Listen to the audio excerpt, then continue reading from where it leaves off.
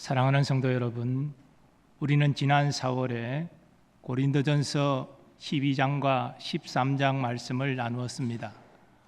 올해 들어서는 가정의 달 3편의 설교와 또 교회 창립 120주년 기념주일 설교가 있었습니다. 이제 우리는 고린도전서 강해로 다시 돌아옵니다. 우리는 교회 안에서 나름대로 열심히 섬깁니다. 찬양하고 기도하고 또 봉사하고 가르칩니다. 그러면서 순간 생각합니다. 나는 이렇게 하는데 저 사람은 왜 저렇게 하지? 내가 섬기는 일들은 사람들이 인정해 주지 않는 것 같다. 섬기고 있으면서도 기뻐하기보다 비교합니다. 마음 한구석에 무거운 것이 자리 잡고 있습니다. 왜 그렇습니까? 우리의 섬김에 무엇이 문제입니까? 바울은 고린도전서 12장에서 한 몸에 많은 지체가 있듯이 은사도 다양하다고 말했습니다. 13장에서는 은사보다 사랑이 우선이라고 선포했습니다. 이제 14장에서 바울은 방언과 예언이라는 두 은사를 비교하면서 그 구체적인 사용을 보여줍니다. 오늘 본문은 그 시작입니다. 함께 본문을 살펴보겠습니다. 오늘 본문은 세 흐름으로 구분됩니다. 1절은 은사 사용의 원칙입니다. 2절, 3절, 4절은 은사의 방향을 비교합니다. 그리고 5절에서 어떤 은사를 사모해야 하는지 결론을 내립니다. 먼저 은사 사용의 원칙을 함께 보겠습니다. 1절을 함께 읽습니다. 시작. 사랑을 추구하며 신령한 것들을 사모하되 특별히 예언을 하려고 하라. 바울은 은사를 금하지 않습니다. 신령한 것들을 사모하라 명합니다. 성령님이 주시는 은사는 신령한 것입니다. 그런데 바울은 그 앞에 중요한 원칙을 내세웁니다. 사랑을 추구하며입니다. 추구한다는 것은 달려가 붙잡는 것입니다. 결국 은사 사용의 원칙은 약함이나 강함이 아니라 사랑입니다. 사랑은 헬라어로 아가페입니다. 어떤 단순한 감정이 아니라 자기를 내어주는 섬김입니다. 상대를 살리고 세우는 하나님의 마음입니다. 이 사랑이 십자가에서 분명히 나타났습니다. 자기를 죽여 우리를 살리신 사랑입니다. 바울은 13장에서 사랑이 없으면 아무 유익이 없다라고 선언했습니다. 그런데 14장 첫 문장에서 사랑을 추구하라고 명합니다. 이것은 우연이 아닙니다. 사랑은 마음속, 머릿속 개념에 불과한 것이 아니라 실제로 은사를 사용할 때 나타나는 것이기 때문입니다. 13장이 왜 사랑이 중요한지를 말했다면 14장은 어떻게 사랑하는지를 말합니다. 은사는 사랑을 떠나서는 존재할 수 없습니다. 하나님이 사랑이시기에 그분이 주신 은사도 사랑 안에서 열매를 맺습니다. 아무리 능력이 있어도 사랑이 없으면 사람을 세우지 못합니다. 사랑은 은사 사용의 대원칙입니다. 이어서 바울은 방언에 대해 말합니다. 2절을 읽겠습니다. 시작. 방언을 말하는 자는 사람에게 하지 아니하고 하나님께 하나니 이는 알아듣는 자가 없고 영어로 비밀을 말함이라. 방언은 사람에게 하는 것이 아니라 하나님께 하는 것입니다. 바울이 말하는 방언은 사람이 영어로 하나님께 기도하는 것입니다. 영어로 비밀을 말한다는 것은 사람의 말로 다 담을 수 없는 하나님과의 깊은 영적 교통을 의미합니다. 그래서 옆에 있는 지체는 무슨 뜻인지 알아들을 수가 없습니다. 그렇다면 방언을 쓸모없는 것입니까? 아닙니다. 하나님과 교제케 하는 선한 도구입니다. 바울은 이제 예언을 말합니다. 3절을 함께 읽겠습니다. 시작. 그러나 예언하는 자는 사람에게 말하여 덕을 세우며 권면하며 위로하는 것이요. 방언과 달리 예언은 사람에게 말하는 것입니다. 그런데 신약의 예언은 구약 선지자의 예언과는 구분됩니다. 사도들의 가르침을 따라 사람을 세우는 은사입니다. 그 유익은 셋으로 나타납니다. 덕을 세우며 권면하며 위로합니다. 덕을 세운다는 것은 믿음을 자라게 한다는 뜻입니다. 권면한다는 것은 격려하는 것입니다. 그리고 위로하는 것은 낙심한 사람을 붙들어 줍니다. 그래서 예언은 지체와 공동체를 살립니다. 세웁니다. 그러면 하나님은 서로 다른 두 은사를 왜 함께 주셨습니까? 두 은사가 교회에 다 필요하기 때문입니다. 그래서 서로 다르지만 합력해서 지체를 세우고 교회를 세우라, 이것이 하나님이 두 은사를 함께 주신 뜻입니다. 4절을 함께 읽겠습니다. 시작. 방언을 말하는 자는 자기의 덕을 세우고 예언하는 자는 교회의 덕을 세우나니. 여기 자기의 덕과 교회의 덕이 비교되는데 이것은 두 은사의 분명한 차이입니다. 여기서 세운다는 말은 집을 짓는다는 뜻입니다. 교회는 그리스도의 몸입니다. 모든 은사는 그 몸을 함께 짓는 도구라는 것이죠. 어떤 은사는 드러나게, 어떤 은사는 드러나지 않게 함께 교회를 세웁니다. 이것이 교회론의 중요한 핵심입니다. 그리스도께서 자기 몸을 내어주신 것은 택한 자를 모아 세우시기 위함입니다. 십자가는 그 택한 자를 모아 세우는 자리입니다. 자기의 덕을 세우는 것은 귀한 일입니다. 하지만 바울은 교회의 덕을 세우는 은사를 더 구하라고 말했습니다. 그러므로 우리는 이렇게 질문해야 됩니다. 성령님이 주신 은사가 나를 세우고 있는가, 아니면 교회를 세우고 있는가? 이 질문은 고린도 교회 상황과 맞닿아 있습니다. 아시는 대로 고린도 교회는 은사가 풍성했습니다. 그런데 그 고린도라는 도시가 자랑과 경쟁을 일삼는 곳이었습니다. 그 도시의 문화가 교회 안에 들어왔습니다. 그래서 은사가 자기를 드러내고 높이는 도구로 변질되었습니다. 사람들은 예배 때마다 누가 더 신령한 방언을 하는지 서로 내세웠고 얼마나 내 영적 체험이 대단한지를 자랑했습니다. 그래서 교회는 혼란에 빠졌습니다. 교회를 세우는 은사가 자기를 세우는 도구로 전락했습니다. 성령님은 교회를 세우라고 은사를 주셨는데 그 은사가 교회를 전혀 세우지 못하는 이상한 일이 발생했습니다. 그러므로 바울은 5절에서 어떤 은사를 사모해야 되는지를 분명하게 말합니다. 5절을 읽겠습니다. 시작. 나는 너희가 다 방언 말하기를 원하나 특별히 예언하기를 원하노라. 만일 방언을 말하는 자가 통역하여 교회의 덕을 세우지 아니하면 예언하는 자만 못하니라. 바울은 모든 은사를 소중히 여깁니다. 그래서 다 방언하기를 원한다라고 말합니다. 하지만 곧바로 우선순위를 세웁니다. 특별히 예언하기를 원하노라. 특별이라는 것은 더욱이라는 뜻이죠.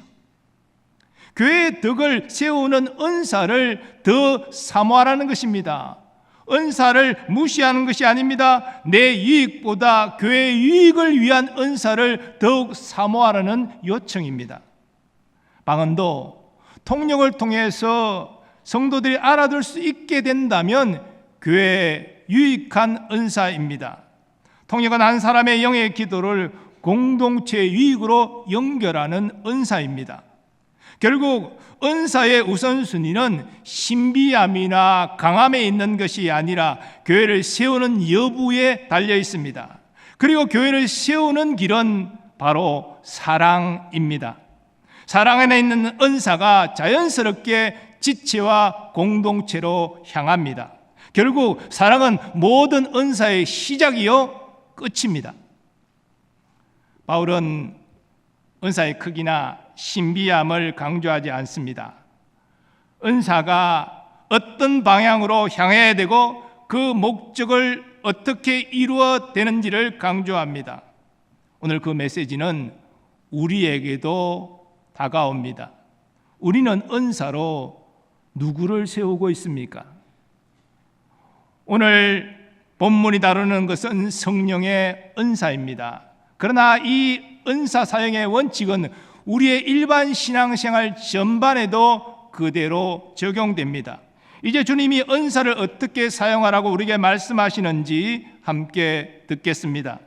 첫 번째 대지입니다. 우리 첫 번째 대지를 또 함께 선포하겠습니다. 시작. 주님은 은사를 사랑으로 사용하기를 원하십니다.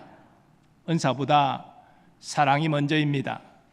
바울은 은사를 사랑으로 사용하기를 원했습니다. 그래서 모든 은사 앞에 사랑을 추구하라 명한 것입니다. 은사는 도구입니다. 사랑은 그 도구를 바르게 움직이게 합니다. 하나님은 사랑으로 일하십니다. 우리는 먼저 주님의 사랑을 받은 자들입니다. 우리가 그 받은 사랑을 우리를 통해서 흘려보낼 때에 은사는 열매를 맺습니다.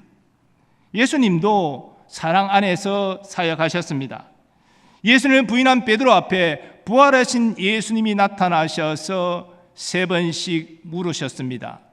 네가 나를 사랑하느냐?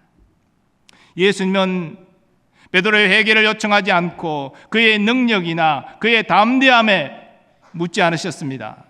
사랑을 물으셨습니다. 그리고 베드로의 대답을 들으신 이후에 사명을 맡기십니다. 내 양을 먹이라. 사역의 출발점은 능력이 아닙니다. 사랑입니다. 이 원리는 우리에게도 그대로 적용됩니다.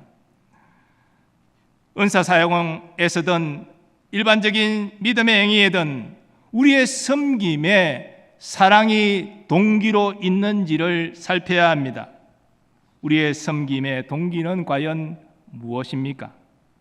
사랑 없는 열심은 오히려 상대방과 나를 메마르게 하지만 사랑이 담긴 작은 섬김은 서로를 살립니다.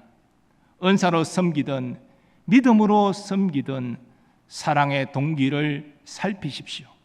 말하기 전에도 그러하십시오. 사랑으로 행할 때 사람을 세우고 살립니다. 주님은 먼저 사랑으로 우리를 살리셨습니다. 그러므로 우리는 사랑으로 은사를 사용하기로 결단합니다. 이제 두 번째 대지입니다. 또 같이 한 목소리로 선포합니다. 시작. 주님은 은사를 교회를 세우는 방향으로 사용하기를 원하십니다. 우리가 은사를 사랑으로 사용해야 되는데 그 방향이 어디입니까? 교회를 세우는 쪽입니다. 내가 아닙니다. 지체와 공동체입니다. 바울의 최종 결론은 교회의 덕을 세우라는 것입니다. 주님은 그리스도의 몸을 세우라고 은사를 주셨습니다. 그러면 우리는 자신에게 질문해야 합니다. 나의 은사는 지금 어디를 향하고 있는가? 성경에서 은사를 바르게 사용한 한 인물이 나옵니다. 바나바입니다. 그의 이름은 위로의 사람이라는 뜻입니다. 그는 자기 밭을 팔아서 사도들의 발 앞에 두었습니다. 자기를 위해 쓸 수 있었지만 공동체를 위해서 내어주었습니다. 어디를 가든 바나바는 한결같았습니다. 교회가 세워지는 것을 기뻐했습니다. 모든 사람에게 마음을 굳건하게 하고 주를 떠나지 말라라고 권면했습니다. 바나바는 자기를 드러내지 않았습니다. 그래서 그가 있는 곳마다 교회가 세워지는 아름다운 일들이 나타났습니다. 이것은 우리에게도 그대로 적용됩니다. 지금 나의 섬김이 누구에게 유익을 주고 있습니까? 가정에서 우리의 섬김이 가족을 세우고 있습니까? 아니면 나를 드러내는 쪽으로 움직이고 있습니까? 교회에서 옛사람의 은사와 섬김이 더 커 보이고 내가 인정받지 못해서 마음의 그늘이 드리워져 있다면 나의 은사와 섬김은 사실 나를 향하고 있는 것입니다. 우리는 눈을 똑바로 뜨고 인정해야 합니다. 그 은사가 주님의 뜻과 달리 나를 향하고 있다는 것을. 이 인정 없이는 섬김의 방향이 바뀌지 않습니다. 물론 인정한다는 것은 고통스러운 일이지요. 하지만 그 고통 가운데 은혜가 임합니다. 은혜는 잘못을 드러내지만, 아프게 하지만 거기에 머물지 않습니다. 우리를 세워 다시 주님이 원하시는 자리로 인도합니다. 오늘 한 사람을 정하고 그를 세우기로 결단하십시오. 여러분의 은사로 돕든지 아니면 여러분의 말로 섬기든지 그를 세우는 일을 감당하십시오. 주님은 넘어진 우리를 먼저 일으켜 세우셨습니다. 그러므로 우리는 은사로 교회를 세우기로 결단합니다. 이번 세 번째 대지입니다. 똑같이 선포합니다. 시작. 주님은 교회를 세우는 은사를 더욱 사모하라 말씀하십니다. 바울은 어떤 은사도 배제하지 않지만 특별히 예언의 은사를 사모하라 명합니다. 바울보다 예언이 더 교회의 덕을 세우기 때문입니다. 이 우선순위는 갈망의 문제이기도 합니다. 하나님은 우리의 말과 행동 이전에 우리 내면에 있는 그 사모함을 보십니다. 우리의 갈망이 하나님이 기뻐하시는 바른 자리에 서면은 우리 삶과 사역의 열매도 바뀌게 됩니다. 하나님이 기뻐하시는 갈망을 가진 사람이 성경에도 등장합니다. 바로 다윗입니다. 다윗은 고백합니다. 내가 내 하나님의 성전을 사모함으로. 그는 왕이었고 많은 것을 가진 자였지만 그 모든 것을 통해서 자기의 영광을 추구하지 않았습니다. 하나님의 집을 세우는 데 열심을 냈습니다. 우리의 갈망은 어디를 향하고 있습니까? 드러나는 일을 원합니까? 아니면 세우는 일을 사모합니까? 사실 우리 안에는 우리 자신을 위하는 갈망이 있습니다. 부정할 수 없습니다. 그러나 그 마음을 따라가면 지체를 세우지 못하고 교회를 세우지 못합니다. 남는 것은 빈잔뿐입니다. 내가 서고 싶은 자리, 하나님이 세우신 자리 다르다는 것을 우리는 알아야 합니다. 헛된 갈망을 내려놓고 교회를 세우는 쪽으로 나아가십시오. 거기에는 하나님이 주시는 기쁨이 있습니다. 형제가, 자매가 세워지고 교회가 든든하게 서는 것을 보는 기쁨입니다. 이 기쁨은 사람들의 칭찬과 인정에 비할 바가 아닙니다. 그 기쁨은 사라지지 않습니다. 나눌수록 오히려 커집니다. 보이지 않는 자리에서 섬겨도 주님 주시는 기쁨이 마음속에 솟구쳐 올라옵니다. 하나님 주시는 이 기쁨이 우리의 사모함의 방향을 바꿉니다. 욕망이 아니라 주님이 기뻐하시는 갈망을 가지게 합니다. 교회를 세운다는 말이 무슨 뜻입니까? 우리가 말할 때 이 말이 상대방을 세우는지 먼저 살피는 것입니다. 은사로 섬기든 믿음으로 섬기든 섬기는 그 자리를 힘들다고 외면하지 않고 끝까지 지키는 것입니다. 기도할 때 나의 필요보다 교회의 필요를 우선하는 것입니다. 가정에서도 내가 옳은가 보다 가족들에게 덕을 끼치는지를 먼저 생각하십시오. 회사에서도 나만이 아니라 동료들의 유익도 함께 생각하십시오. 눈에 띄지 않는 이 작은 섬김들이 모이면 교회가 세워집니다. 가정과 일터도 변화됩니다. 이제 우리 앞에 선택이 놓여 있습니다. 드러나는 일보다 세우는 일을 택하십시오. 사람을 메마르게 하는 자리보다 살리는 자리를 택하십시오. 박수 받는 자리보다 섬기는 자리를 택하십시오. 쉽지 않습니다. 그러나 우리의 힘으로 하는 것이 아닙니다. 우리는 그리스도 안에서 은혜로 빚어진 자들입니다. 그리스도가 주신 사랑이 있는 자들입니다. 그 사랑으로 우리는 할 수 있습니다. 그 사랑을 주시는 성령님이 우리를 도우십니다. 주님은 사모함이 바뀐 한 사람을 통해서 공동체를 새롭게 하십니다. 한 사람의 갈망이 바뀌면 교회가 세워집니다. 그 한 사람이 오늘 이 자리에 있습니다. 바로 우리입니다. 그러므로 이렇게 기도하기를 원합니다. 주님, 나를 드러내고 싶은 욕망을 내려놓게 하시고 지체와 교회를 세우는 은사를 갈망하게 하옵소서. 그리스도께서 교회를 세우기 위하여 자기 몸을 내어 주셨습니다. 그러므로 우리는 교회를 세우는 은사를 더욱 사모하기로 결단합니다. 아멘. 사랑하는 여러분, 사랑 안에 있는 은사만이 교회를 세웁니다. 우리는 그 은사를 더욱 사모합니다. 예수님은 하나님의 본체시지만 자기를 낮추시고 이 땅에 성육신 하셨습니다. 십자가에서 우리를 위해 자기를 내어주셨습니다. 12명의 예약한 제자들에게 성령을 보내사 교회를 세우셨습니다. 그 낮아짐, 그 십자가, 성령이 우리를 향한 주님의 사랑입니다. 십자가의 사랑이 우리를 살렸습니다.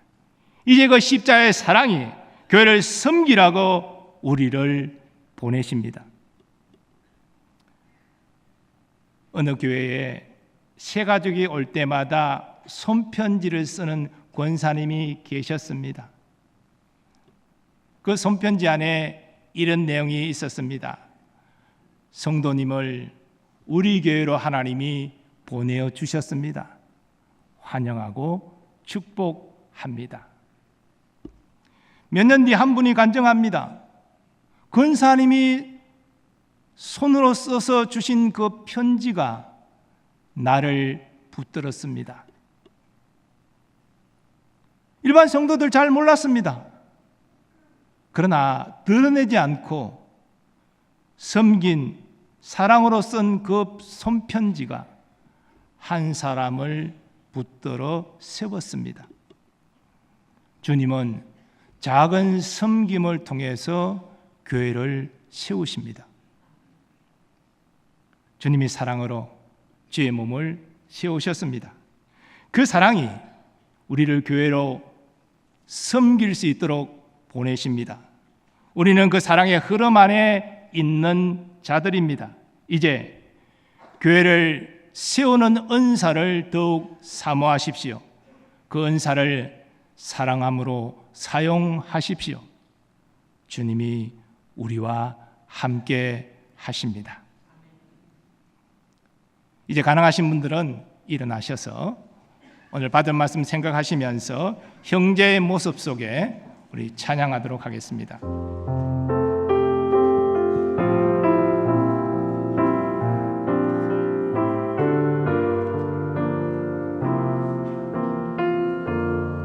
형제의 모습 속에 형제의 모습 속에 보이는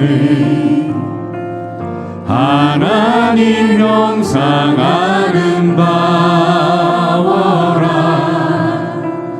존귀한 주의 자녀 됐으니 사랑하며 섬기리.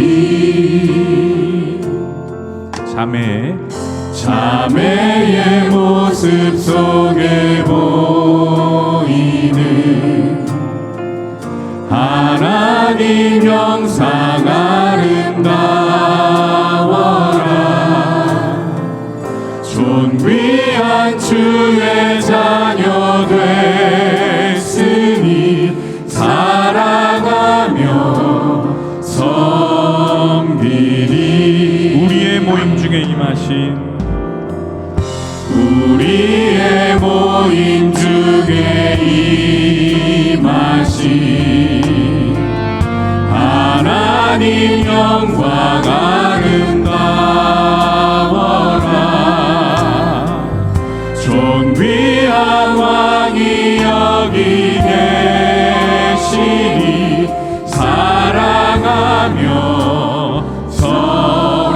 목소리로 형제의 모습 속에 보이는 형제의 모습 속에 보이는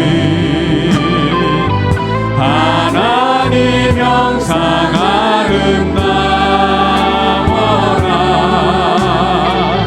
존귀한 주의 자녀 됐으니 사랑하며 섬기리. 자매의 모습 속에 보이는 자매의 모습 속에 보이는 하나님 형상 아름다워라. 존귀한 주의 자녀 됐으니 사랑하며 섬기리. 손 들고 축복하며 찬양합니다. 우리의 모임 중에 임하신 하나님 영광 아름다워라. 존귀한 왕이 여기 계시니 사랑하며 섬기리. 사랑하며 섬기리. 사랑하며 섬기리.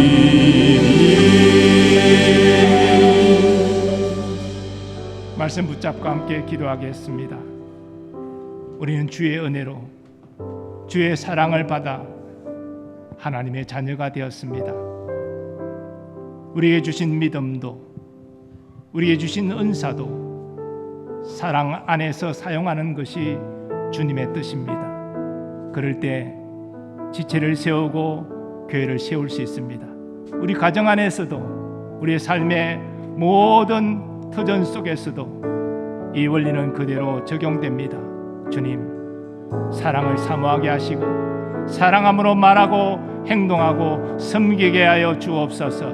이를 통하여서 하나님이 기뻐하시는 열매를 맺게 하시고 서로를 세우는 축복의 통로가 되게 해달라고, 교회를 세우는 주님의 도구가 되게 해달라고 주여 한번 외치고 통성으로 기도하겠습니다. 주여 예루살렘아 여호와를 찬송할지어다. 내 하나님을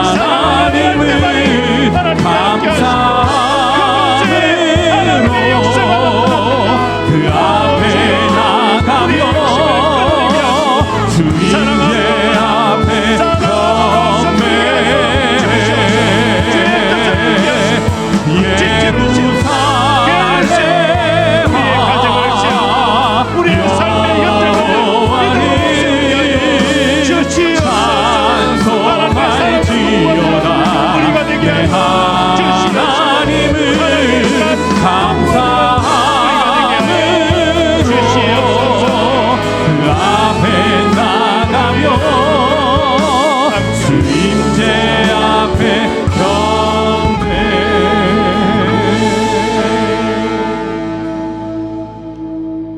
이제는 우리 주 예수 그리스도의 은혜와 하나님 아버지의 무한하신 사랑하심과 성령님의 역사하심과 교통하심이 주의 은혜와 사랑으로 구원받은 백성으로서 이제 우리의 은사를 사용함도 우리의 일반적인 신앙생활 가운데서도 오직 사랑함으로 말하고 행하기로 결단하며 이를 통해 교회를 세우고 우리의 가정을 새롭게 하고 우리의 삶의 현장을 풍성케 하기를 소망하는 모든 주의 백성들의 삶의 범사 위에 이 나라와 이 민족과 세계 복음화를 위하여 헌신하는 선교사님들의 삶과 사역 위에 이제부터 영원까지 함께 하시기를 간절히 축원하옵나이다. 아멘.